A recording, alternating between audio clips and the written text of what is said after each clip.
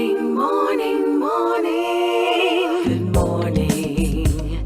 Good morning to you. So let's say good morning and welcome her to Morning Barbados. Hello. Hi, good morning. Thank you for having me this morning. It's wonderful to have you with us. Before we get into the pages, talk to me about what kind of cultivated your love for writing. Well, ever since I was a little girl, in as way back as in primary school, I always had a passion for writing. I loved the English language. I would be reading, reading, reading, and my dad would be like, "One of these days, your eyes are going to be looking right back at you," because I was always in a book. Shakespeare fascinated me. English literature fascinated me. I love Greek mythology, so it was just a passion of mine. And I said to myself, someday I am going to be an author. Oh, that's beautiful. How did you make that transition? When did you sit down to write that very first book? And how did you feel at the end? Well, my I had put it on a shelf for a little while. I didn't think that that dream would ever come into fruition. I honestly didn't.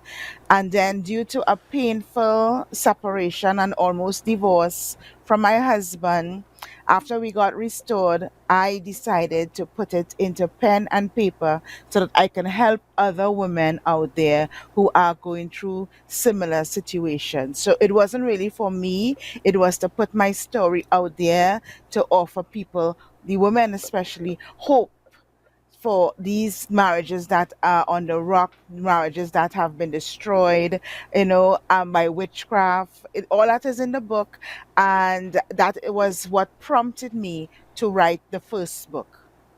Was it difficult to bring this to the public? I mean, this is your personal life, it's a memoir. So, as you mentioned, the most intimate details of your marriage and what happened. Was it difficult? Did you have to think through publishing this? Yes, I did. As a matter of fact, after I completed it, I had second thoughts, third thoughts, fourth thoughts, and I'm like, I'm actually putting my dirty linen out there for others to read. Hence the reason why I also put it under a pen name. Those who know me, okay, they know it's about me. But those who don't, they'll be like, okay, this is someone's story. So it's very sensitive information. And that's, as I said, that's why I use it as a pen name as well. And I did have second thoughts, as I said, but the Lord, that's when I was praying, He said, publish it. I'm going to you publish it. So I did it out of obedience, and I'm glad I did. I'm really happy that I did. What was your process like? And do you feel like this was therapeutic for you in some kind of way? Yes, indeed, it was. It was therapeutic. It was catastrophic. It was, whilst writing it, I had all the emotions just going through me. And it also helped me to heal because after we were restored, I wasn't 100% in that healing process. But after writing the first book and his book as well, because that prompted me to write the third book, which was his journey onto why he was behaving in this particular way. It really helped me to grasp and understand the whole concept of my entire marriage. So it really, really helped me. All right. How were you able to get it published? I know these days it's a lot easier for what it was before. Uh, a few years ago, I dare say less than 20 years ago, if you wanted to publish a book, you had to find a publisher, someone who was interested. Yes. It was very prohibitive. There were very few here in the region for us to choose from. So, how were you able to make that a reality? I self published on Amazon and it took off from there.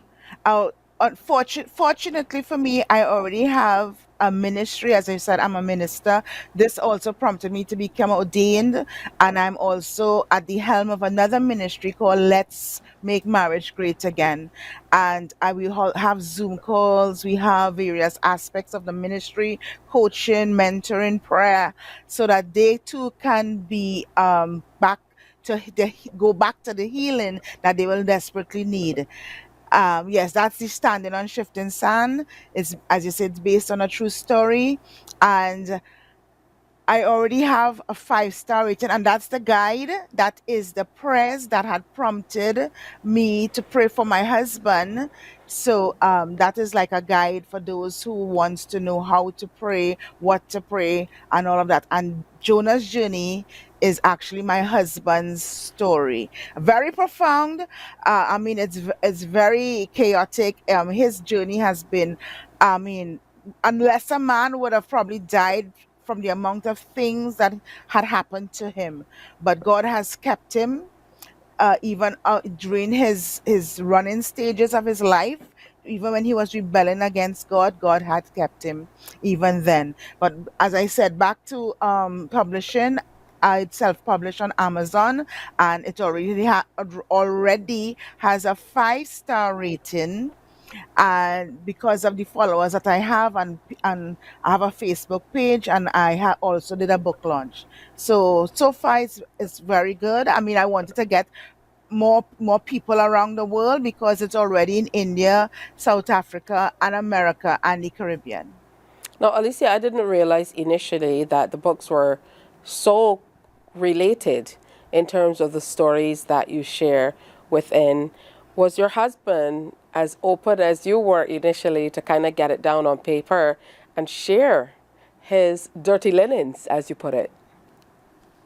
Yes, because whilst we were separated, he had another wife who lived in our home, and was actually filled with familiar spirits, and one of them had jumped into him and overtaken him and wanted to kill him. I know these sounds very far fetched, but this is real life. This is reality that happened to us.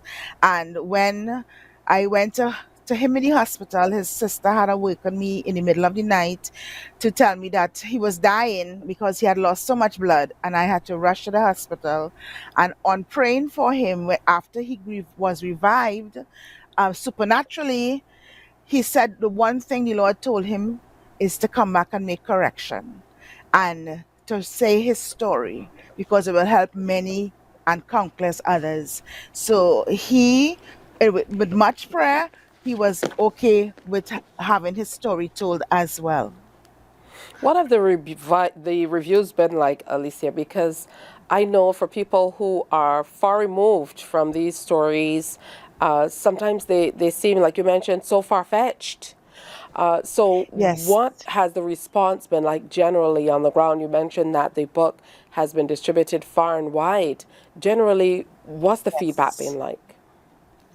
Okay, I'm actually on the Amazon page right now.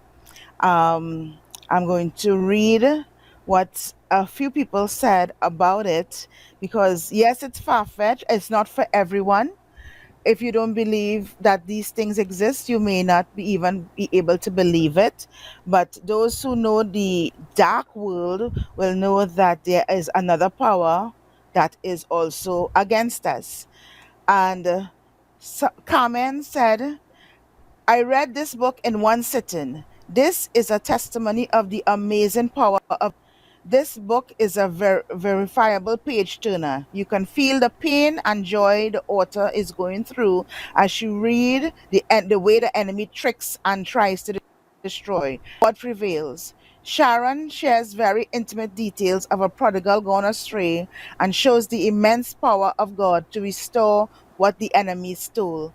Thank you, Sharon, for giving us standards, hope, and light in the darkness.